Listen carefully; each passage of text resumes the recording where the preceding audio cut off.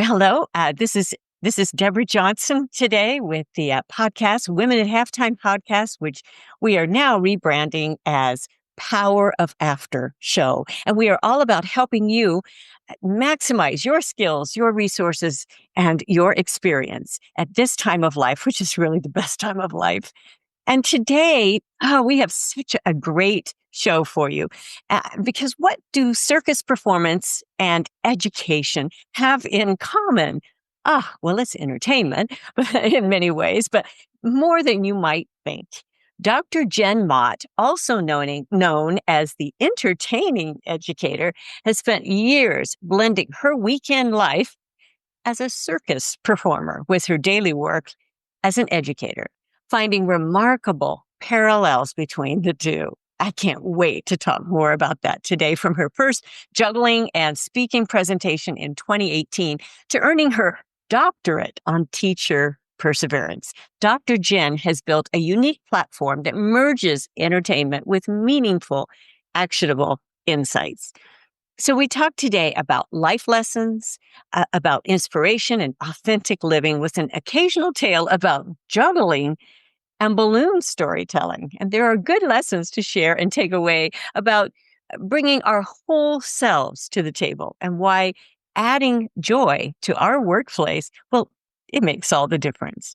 So stay tuned. Power of After is for you at mid-career, halftime of life, helping you maximize your skills, resources, and experience. We have courses, products, and help to make this stage of your life your best and most purposeful ever. Don't miss a single article, free download, or podcast. Get all the latest at goalsforyourlife.com/newsletter. Now, let's dive into today's episode.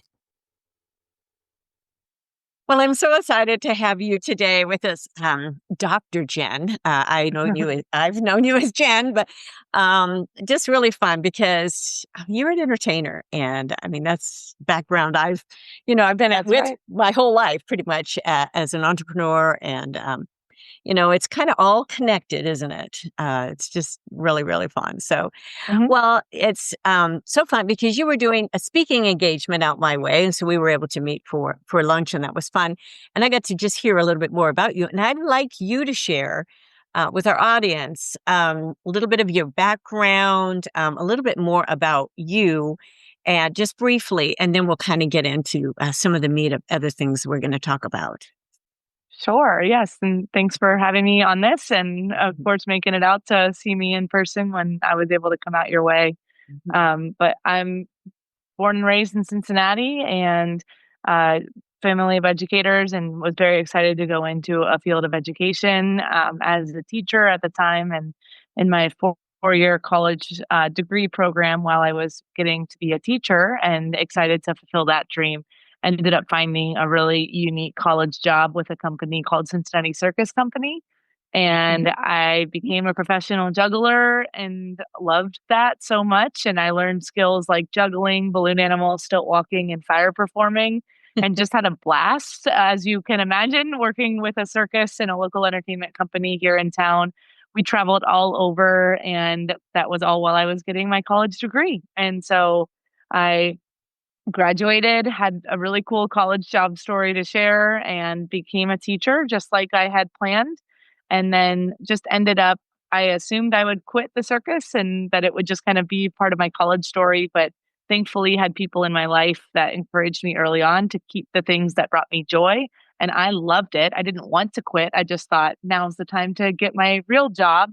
And then I learned you can have multiple jobs and you can make it all work if you want to make it work. And so thankfully, 1 year led to a second year, led to a third year out of college. And I now, next month, I'm celebrating 19 years with the company.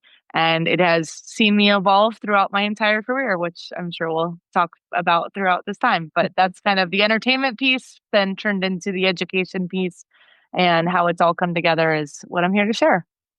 Wow, how much fun. And I mean, I have seen you just take, a juggling, and it's like, Wow, that's pretty amazing. But Thank you. it's captivating, and so I'm sure you've got other videos, and we'll give all your links too.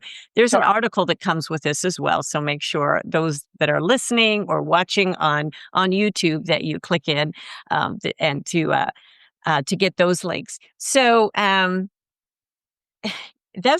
you already answered kind of the first question I was gonna ask, and, how you integrate, this and why you've kept this on with your juggling and with some of your other things. I mean, for you doing, like, the stilt walking, some of those other things, I mean, that's it. It's pretty incredible, and you do have Thank some you. pictures. You do have some pictures on your website, which is pretty Yeah. fun, and you're tall anyway, so, I mean, that's pretty it's pretty impressive, Yeah. the It balance. is fun. Yeah, Hmm. but, how much fun that is and how many years of doing that, and so, um how do you kind of add it, little by little in what you're doing? Do you use it in a classroom? I know you use it in some of your speaking, but how Yeah. are you able to integrate a little bit? And what age levels? Let's talk about your education as well, because education ends up really becoming a passion.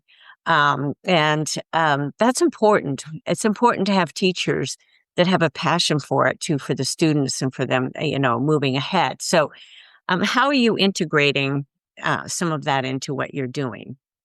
Sure. So I first became a high school teacher and I loved it and it was a great job. I could have been there forever, but my journey led me back home and I ended up getting the opportunity to teach where I had gone to school, which was really neat. And so that was at a 7th and 8th grade building. So my entire teaching career, I taught between the grades of 7th through 12th grade Mm. and loved all of that. I love secondary and people assume because I work in the circus and juggle for kids that I do more elementary, and I always say that if you take away the juggling and the balloon animals, I'm not that Yeah. not that great with little kids. I'm really good. Secondary, they will still enjoy that too. Yes, yes, they do. They do. And will. so I really enjoy working with all ages. And so what was happening over time was I really felt the need at first, being a young teacher, figuring out the professional world. I wanted to be taken seriously. And I felt like if people knew I worked for a circus, that would be a tough juxtaposition, especially teaching high school and Mm. being 23, only a few years older than my students. And over time, the schools that I was working at started inviting me to Mhm. the events that they were having Hmm. to juggle or to do balloons. And so I was learning that it wasn't something I needed to hide. And instead, it was something that was valued and that was exciting and something Mhm. that I could really step into and own. And I didn't need to keep it separate. And I was happy to do that because it was more fun that way. I love the integration of my life and being able to share with students that you can have other passions and interests and all of that. So thankfully, really early on, it was encouraged, it was supported, and I did school events within my first 2 years of teaching for the community and started doing parades and festivals. And it was all Mhm. in that kind of world. And then what happened was that was fun. I was coaching. My girls that I was coaching knew that I was a juggler and would see me out and about, and it kind of started becoming more and more of a thing. But my career started growing in such a way where I went into school leadership pretty early on. I expected to be a Mhm. teacher longer than I was, but I ended up by my late 20s becoming a school administrator. And Mhm. in doing that, I went back to school and I'd started my teaching program. I had started my teaching career with my master's. And so within a few years, I decided to go back and get my doctorate in leadership.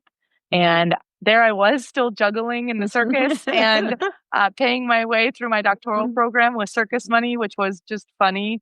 And I was teaching full time, getting my doctorate on the Mhm. side, and then working with the circus. And as that happened, I was then looking at leadership opportunities. And of course, in leadership, we're not only leading our students, we're then figuring out ways to lead our staff. And how do you lead a Right. school and a district? Mhm. And that growth for me professionally led to my own thinking of I loved juggling, but I wanted to take my juggling to the next level of Mhm. how do I make this engaging for all ages? And Yes. when I was just a juggler, I was not only trying to engage the students or the kids at a juggling show, but I was also trying to get their parents excited about it. So then there I was becoming a school leader and getting a doctorate in leadership. And I felt like my juggling career was growing along with my professional career. And I started going to professional conferences and I would sit and hear these speakers. And I had learned by then, both through teaching and through becoming a professional juggler, how to engage a crowd and how to get people Yes. excited. And I was going to conferences and there were some sessions that were not so exciting. And I just sat around and I thought, what if these people had a juggler in front of them? What if they had a balloon artist? Would that whimsy and that fun be something that it was inviting to them in a way that still then could land a serious message or an actual message? And I started sharing that thinking. I started putting in to present at conferences just in small breakout sessions. And I credit one conference. I credit a guy named Jim Place, who I now have kept in touch with over the years. He and his daughter, Carolyn, host conferences for educators. And I pitched an idea to them and said, I think I want to juggle in front of educators. And they said, sure. And I tried it at their session or at their conference with a bunch of educators. And then next year, I was invited to be the keynote speaker and present to everyone that following year, which was just a joy. And that's when I realized I had tapped into something where people want fun, they want excitement, and sometimes they just don't know how to bring it. And so I had to realize that my passions for entertainment and education could actually be one. And companies started calling me entertaining educator, and we just kind of ran with it. So that's how it all kind of came together, was realizing that I could have both, I could be both, and that it could work for others and be exciting and fun while also meaningful and engaging and memorable at the same time. That's so cool. And that was actually, you've really answered a little bit of this question because um, I've come across that as well. This phrase of "take me seriously," because I've been in music as well, and I can sit and just sing, and I've done shows, huge shows, but to take me seriously as a content creator or as a instructor or as and there's a little bit of something about that. You have to get through a mindset that, yes, I am extremely well qualified. And that self-talk. So I'm wondering, what sort of self-talk did you have to overcome a little bit, because you kind of tried it out. So you were able to see some of those results. But there's some self-talk as well to get beyond that. Will people really take me seriously? And you got to take the risk. I mean, you have this beautiful personality, just, smile and confident. But I tell you what, it doesn't matter what level you're at, that sort of not good enough sort of feeling, imposter syndrome just creeps up all the time. I was just interviewed about the same thing with, a professional athlete. So they're just, it creeps up. So how did you get beyond that in your educational field, especially going after your doctorate? So I first credit my parents, because my parents, I'm very grateful to have parents who, from the first day of any of these ideas, and really from my entire childhood, just always believed I could do anything I said I wanted to do. There was no limit. And I feel very grateful to have been raised in that kind of setting. And still to this day, they're my biggest fans. And anything I've shared that sounds different or unique, and how many 18-year-olds are going to college to become teachers, just like their parents, only to say, my college job is to be in the circus. And they were just like, okay, when can we come see you? Like, it was as random as it sounds, but they just they started coming to my events. They were traveling around the city to see me perform. And so having that level of confidence from the family unit was incredibly impactful. And so then you take that one step further into now I'm getting in the professional setting. I was so fortunate to be surrounded by administrators that, for me, those were my school leaders. And I put the blocks on myself because I felt like I should. Again, I wanted to be taken seriously. They were the ones who were like, wait, so tell us more about what you do on the weekends. Yes, I know. And That's always and would questions. you Yes. right and because of I course understand. I'm in my 20s and people Mhm. are asking what did you do over the weekend, and I'm saying I worked all weekend, which Yeah. typically would be met with like a, oh, that's a bummer that you had to work all weekend, but I'm like, Oh, but listen to no. where I went to this event and this Yeah. event and I got to do this and I got paid for it. And so Yeah. having that level of investment from school leaders that were asking me questions, they weren't making me feel smaller for having those passions, and then they were inviting me to bring those in. It was these people, these external factors that then gave me the fuel and the confidence, because I keep thinking when I look back at that time, I was so impressionable that Yes. if I would have had people that said, "You know what? That's probably too much for you," or "You really need to focus your efforts," or "We can't have you too distracted from the work you're doing," I Mhm. would have listened to them and I would have Mhm. said, "Okay, I'll push back." And thankfully I never had that. And so as I then started pitching the idea and sharing it, I was just so fortunate to be surrounded by people who were like, "Just give it a try." And then there I Yeah. was. I'll Mhm. never forget that first presentation where I juggled in front of teachers, and I decided to be honest with them. I decided not to put on a front and say I didn't want to act like I just have done this forever. So Yeah. I told them, I've been to this conference before, I've presented, but this is my first time ever presenting at an educational conference and juggling at the same time. And so I would love feedback Mhm. at the end.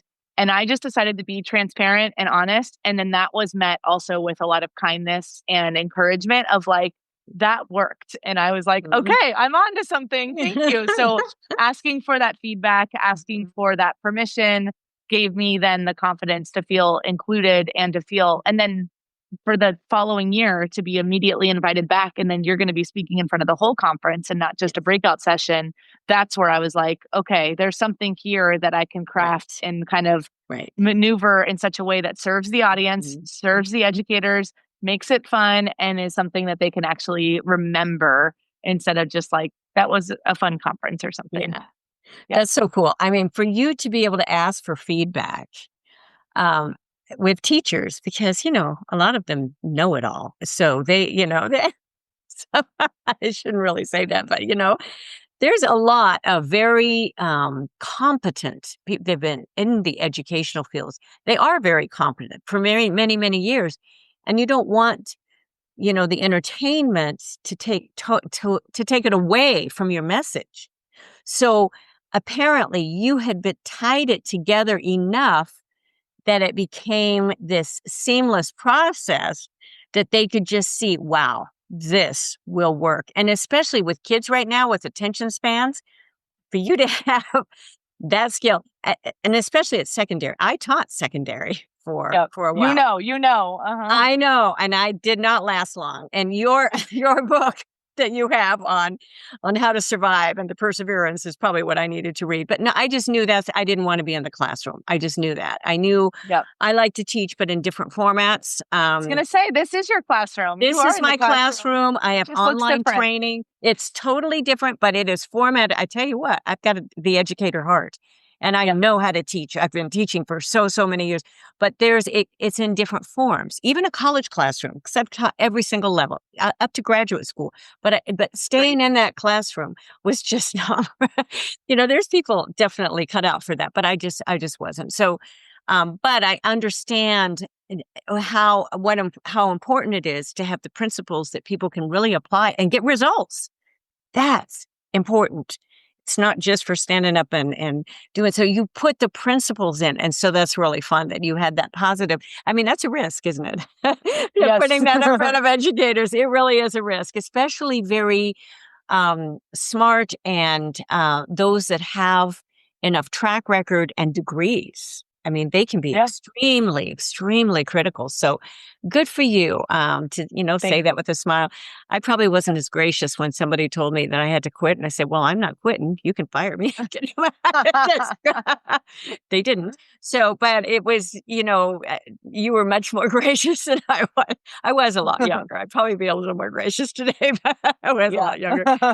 Um, so let's talk about how the lessons maybe that I think we've already touched on this a little bit, but some of those life lessons that you've learned and then how do you, at this point, how are you, pursuing some different passions, or are you still doing some of that work and merging the two together? Kind of give us that sort of journey where you're at now.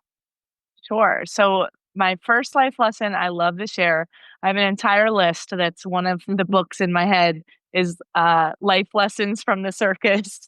Yeah, good. That'll come out eventually. Mhm, But the biggest one I love to share that I can't explain other than I thank my 18-year-old self all the time, because sometimes we make decisions that we regret, but sometimes it's kind of like, I can't believe I made that for myself and it changed the whole trajectory of my life, yeah, yeah. is that September of 2006 is when Mhm, I was learned about the circus and was essentially invited to join it just because I went over to some stilt walkers and jugglers at an event.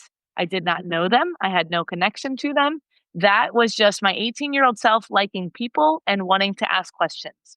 mm, That is a lesson in and of itself, because that was a moment where if I would have not gone over, if I would have not talked with them, mhm, and then the piece of in that conversation, they were like, "You can do this. You also can be in the circus." mhm, I, for whatever reason, mhm. believed them. And that is so powerful to me as I look back on that time, because I had every reason not to believe them, right? Like I was just graduating. I did barely knew how to juggle. I certainly wasn't looking at a career in the circus. But Mhm. for whatever reason, I was just like, cool, let's do it. And then there I was telling my parents I wanted to join the circus. And it has been the best decision for me and my life, both financially and experience wise, and the network and the people that I have met and the opportunities that it has given me, and really just fun stories, right? Like all of it, my life has been forever impacted by that decision.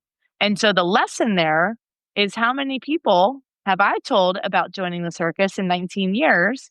And 98% of them, I've thankfully, and there's been a lot of students that have joined, and a lot of my friends have joined over the years, but it's been a small percentage compared to the many who have said, no way, that's not my thing. I couldn't do that. That's your thing. Like you are the one who can juggle, or you're the one who can make balloons.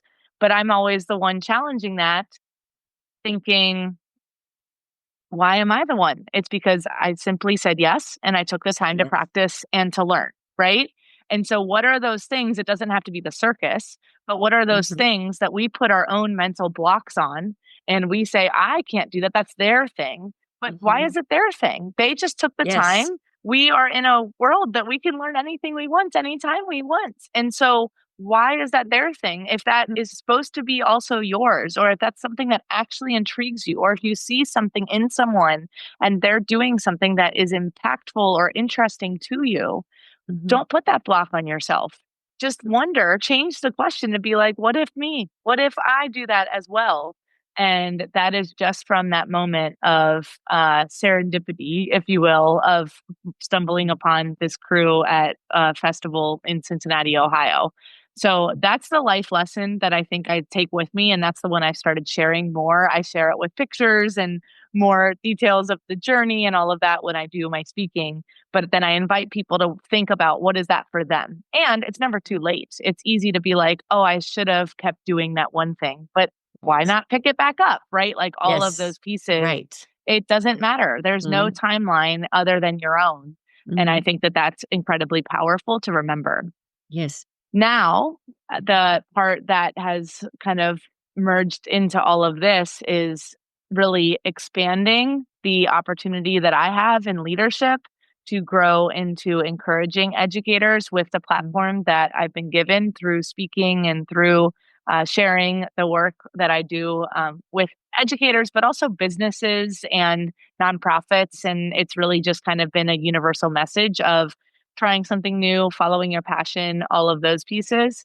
But I was able to publish these two books over the last year and a half, and that has been really fun to, for my own self, practice what I preach of continually learning, trying new things, putting yourself outside of your comfort zone. And so the books have been the newest way that I've been able to do that and connect with the educators and different groups looking at ways to retain employees and also practice perseverance in the workplace.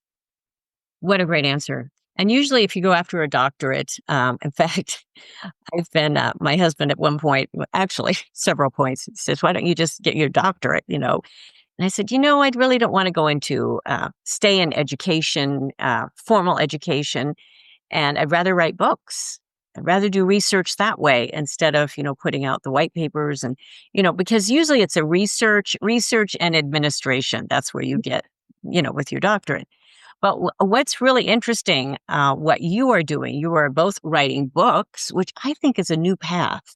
If people are going to pursue that doctorate and their education, because that is a way of, writing substantial research and doing the research. That's important. And also, you were able to still do a lot of the leadership training and administration through your speaking, and now having the platform of doing that. So you kind of formed like this new little way, and you're still using your other entertainment skills, but how wonderful. I mean, how many of us have sat through a speech where you can hardly stay awake? Okay. I mean, I have listened to so many of those, and they're usually, Jen, they are usually educators. And and I've had so many teachers in the classroom too. I could just like, oh my gosh, I just can barely, you're kind of tired, especially the afternoon, and they're talking about, this subject, some sort of historical facts, or they're just, sharing slides, and it's like, oh my gosh, I'm gonna have a real hard time.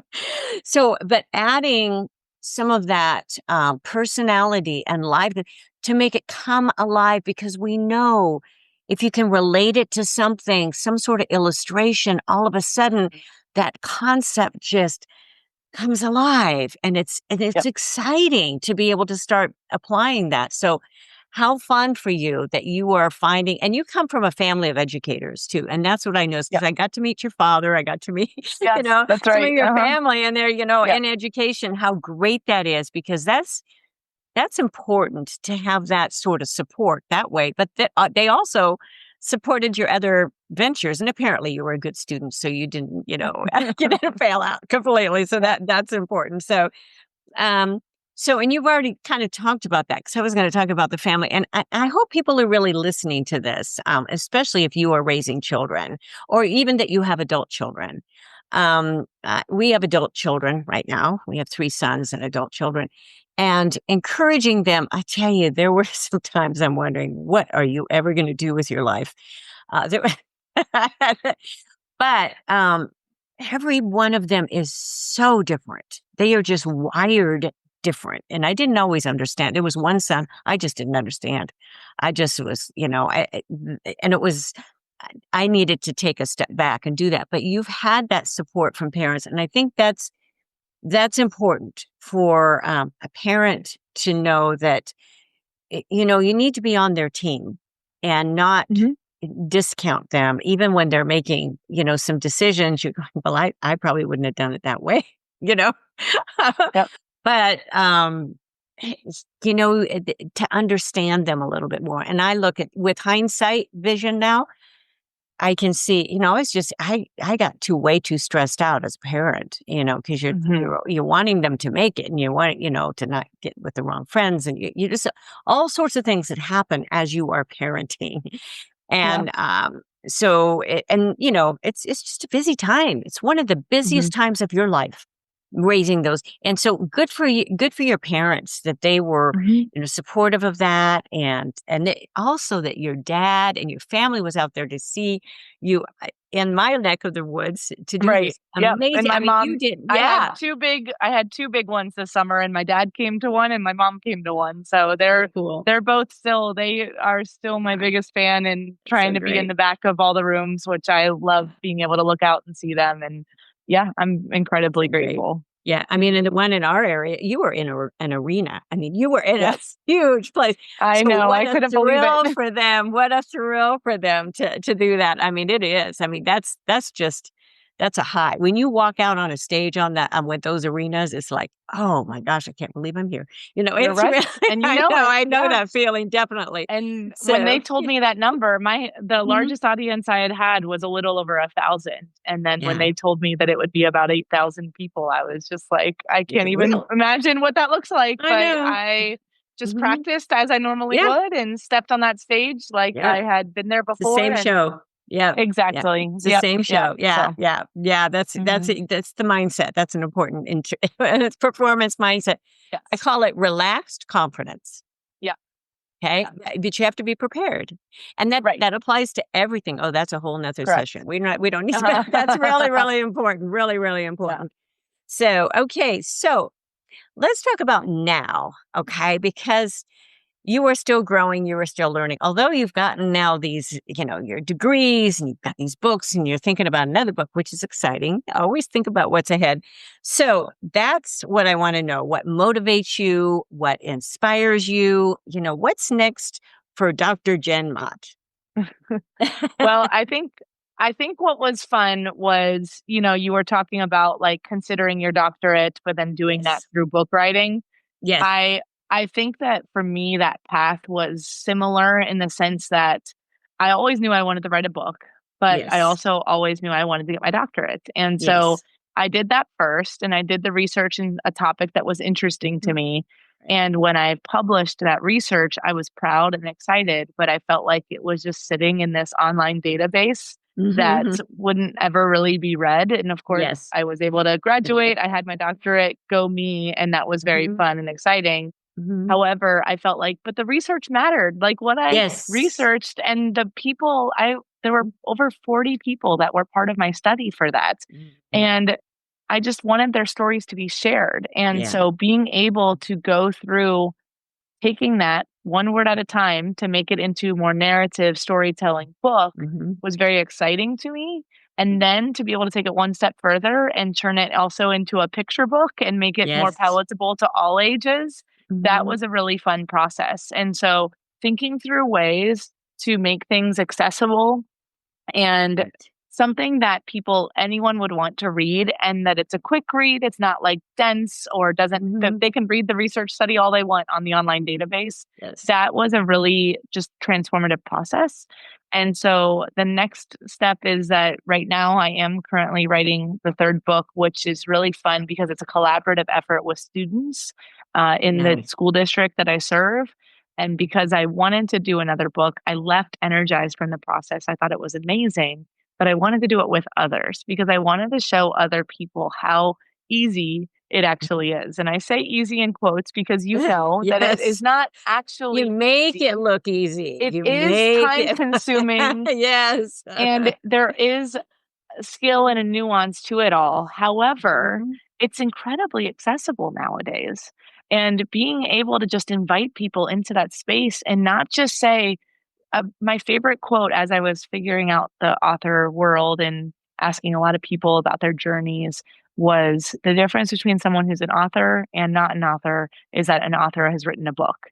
And I found that to be very powerful in its simplicity Mhm. because it was just the idea that authors have just taken the extra step to write things down and then hit publish, right? Yes. And it's a lot of extra steps. I don't ever want to like completely Mhm. oversimplify it, Mhm. but being able to invite other people into that process and Yes. they're now 17-year-olds, they're going to be seniors this school year, for Mhm. them to have the vision of becoming published authors by the end of their Right. school year and by the time they graduate, that's very Mhm. exciting to me to be able to bring them in to that process and have something that shares about their journeys and their stories. And so that's the current one we're working on right now, which has been really fun. And then that life lessons from the circus is definitely Mhm. it's already written in outline form. I just got to take the time to write all the stories, but Yeah. the pieces that are really next are just kind of continuing to create that community feel of being able to serve schools, organizations, Mhm. businesses. Right now, it's been a really fun ride of just being able to organically grow those opportunities through Mhm. people referring me, hearing about me through others, and I love it. It is so life giving. So I really like the mix of being able to serve a school daily that I love. And it's a giant middle school in suburbia, Ohio, outside of Cincinnati. I love that school. And then I love being able to share about the work we're doing and being able to encourage people in other schools or other organizations or other businesses in their leadership capacity in the work that they're doing. And right now, it's just been a really cool mix of all of that. And so those are the pieces that are kind of I'm working on, but also Mhm. just enjoying the ride. That's so cool. And I wrote about being able to put your book out because a lot of my Power of After book, um, you can see all the graphic. If you watch the video, you'll see it. And this is the hardbound. I love hardbound books. Anyway, but I write about, producing your book in the last part of it because there are so many people who want to write a book and they never release them. They Mhm. never release them to the world. The same is true on producing albums, music albums. They work for years. It's just never perfect enough. It's never just totally, they can't release them. So I give some of the basic steps because I wrote this book for a lot of the entrepreneurial mindset. I mean, if you're Mhm. just going to talk about a pure business book, that's not a pure business, but it is talking about a lot of people at mid-career, halftime of life, deciding what's next. Yeah. You've got to have the confidence in what could I do? What are the steps? What are all the parts involved? Yeah, so I say that, and I especially give resources in the download, the free download. There's a large free download of them. But I felt like that was important because you were doing the exact same thing with your students, with encouraging them, release it to the world, get it to the point where you can release it to the world. And now with AI help, at least with the beginning part of it in editing, I always also hire an editor, but it's very helpful. I mean, we should use those tools, use the tools. It's like, are you going to are you going to cut up an apple without a knife? Oh my gosh, use the tools that you've got, in the right way. And then, but make sure it's your content. But all of that, I think that's so important. Give those steps, give that confidence. And that's what you're doing with those students. What a gift that they have, especially for those who have that creative mind and want to be Yeah. able to, and to do that. And for you to keep projects ahead. I mean, I'm always thinking about the next book, but my husband just says, can you just, stop for a while and promote this one? Okay. You just kind of can, but I love to create. I mean, it's so much fun. Anyway, but Yeah. that's, that is a wonderful thing that, you're looking at what's ahead and what kind of, you touched a little bit. I mean, especially your parents and where do you get some of the inspiration? I know you probably get it from some of your students. That is usually always the case where you see kids that have risen above or, friends that are doing things that are just amazing. Yeah. That's fun. So what other things are inspiring you? Because I mean, you've done so much. Yeah, well, thank you. I mean, really, I would say, like, of course, family, I have not been able to share, like, I have really great friendships, really great Yeah. people in my life as Yes. well, Yes. who are awesome and who lift me up and encourage the work that I'm doing. And especially my closest friends, just being able to ask the questions, support, and share, and all of that has been really awesome. But Mhm. then also, like, when I finished that doctoral program, I was proud and excited, but I was immediately like you said, I was just like, "Okay, well, what's next?" Like, I I know. can't just relax in this. I know. And, I know. so that's where I joined the speaker group that you and Right. I, met Right. with, We met and it. that Yeah. has been a really incredibly incredible group because that Yes. has Very provided me supportive. all these like-minded people Mhm. who are incredibly capable and competent and skilled in their own fields. And what I Right. love is the interdisciplinary feel of it. Mhm. Like we're all Right. just in our own worlds and industries, but then there's so many things that are aligned through Yes. both leadership, speaking, just the idea of how do we share the work we're doing in the public space and all of that, and making Right. it approachable. And so that that group has been really awesome. And then through the book writing, I joined a Mhm. book group to do that process as well. And so Good. just through like putting myself out there with these online, spaces that can also be real, like we met in real life a few times. And so Yes. being able to Mhm. understand that the internet as well, just like you were talking about Right. AI, like the internet in Right. and of itself is a tool It is It not is. bad by Mhm, itself. It's about how we use it and how are we right. finding spaces to be Mhm, encouraged by it. What channels are we following to be able to support the work we're doing and not, mhm, you talk about how social media can be a time suck. Mine's right. not. My social Yeah, media is not. yeah. I'm Mhm, very inspired when I'm on it right. because of the people that I'm following and the people that I see. And that is Mhm, always great to be able to kind of not only see the things that they're doing, but also feel mhm, like I can send them a quick message and we can be on a Zoom call in a couple days and we're actually talking about it. And that feels really mhm. awesome. Is I love the Yeah. abundant mindset of just being able to feel like we're all in this together and we're all wanting to help and support. And so it starts small with my own family and friends, but it gets larger into people that I've met all over the world as a result of putting myself in spaces with aligned values. That is so cool. It's so funny because I think right before we signed on, I said, I just posted on social. I'm not on social media a ton, but I do post a lot because I have an assistant that'll do. It's all programmed pretty much. It's my content, and I have it automated, and that's part of what I talk about because it frees me up. Otherwise I'd always be there. I can't. So, but it was interesting because I just posted about a basketball game we had gone to, and immediately my daughter-in-law, who played professional basketball, I get a call. "Oh, you went to that game, da, da, da." She's giving me all these details that I didn't know anything about right before I went to the game. Mhm. It was really, really fun.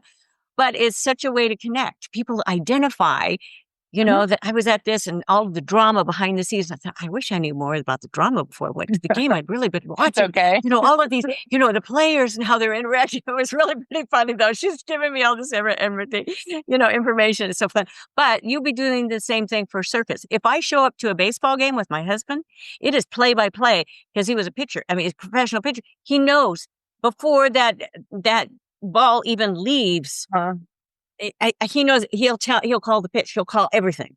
And it's like, how do you know that? Well, of course, because, but how do you balance now for you, Jen? Because I go through this same thing with music skills because I'm still working in some of my music and I love it, but it's a time suck to do everything that we do. How do you balance? Because there's a certain amount of practice that you still have mhm. to keep. You have to keep those skills up. Okay. So what if you start dropping your, you gotta, do a little bit. What if I can't like remember a melody? I mean, I don't think that'll ever be the case, but at least some of the skills, the technique skills. And so, how do you balance that now with your work and with the time involved? Give us a clue because we're going to kind of tie this up a little bit at the end of this, but I'd kind of like to know a little bit of that. And then we're going to give some takeaways. So, how do you deal with that? Well, the circus that I work for still meets every single Tuesday night for all 19 years I've been there. So Wow. Wow. certainly through seasons of my life, in college, I was going every single Tuesday without fail. And now I go, every so often to be able to connect with them. They've actually been incredibly supportive with some of the speaking that I've done separate from circus work. Like when I was doing the TED Talk a few years Mm-hmm. ago and when I did the commencement ceremony in June, they provided kind of like an open mic night where I could go and Practice it. speak to all these Mm-hmm. performers and Right. practice it Mm-hmm. in front of them, and they could give Right. me immediate feedback. Of course, Good. our speaker group has also now become Yeah. that where we can do Mm-hmm. these invited rehearsals, and Right. I have the confidence and the comfortability with the Mm-hmm. group to be able to ask people to join those sessions. And so that's been really helpful as well because the Mm-hmm. juggling piece, it's funny as a juggler, I have my niche of what I can do, and Yeah. and I present what's best on stage, Yes. but in the juggling world, I'm not that great, but to non-jugglers, I'm pretty good, right? Like, they Exactly. don't I and totally so get it.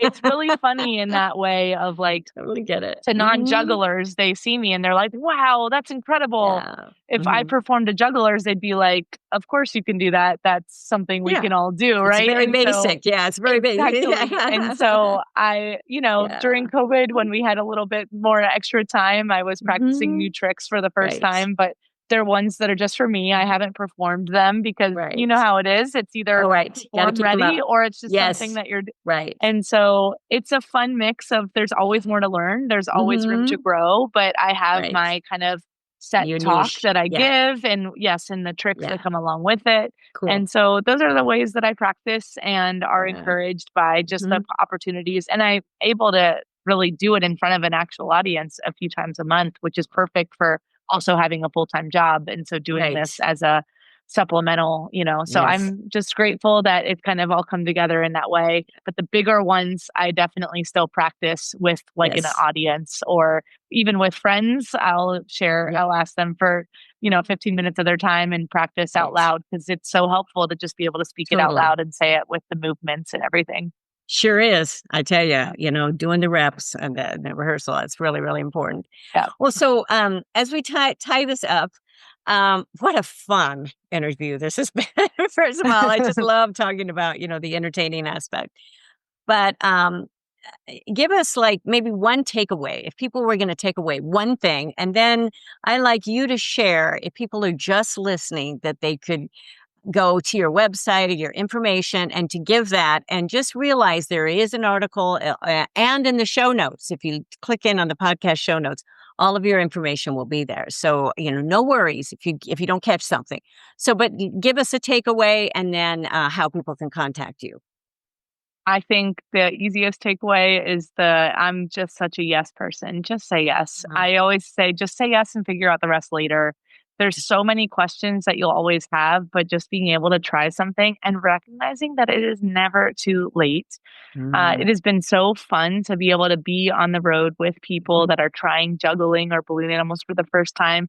And they'll say, like, I actually could do this with my family. Or, like, Wow. this is inspiring me to remember about this one thing that I actually do, but I haven't done it in years.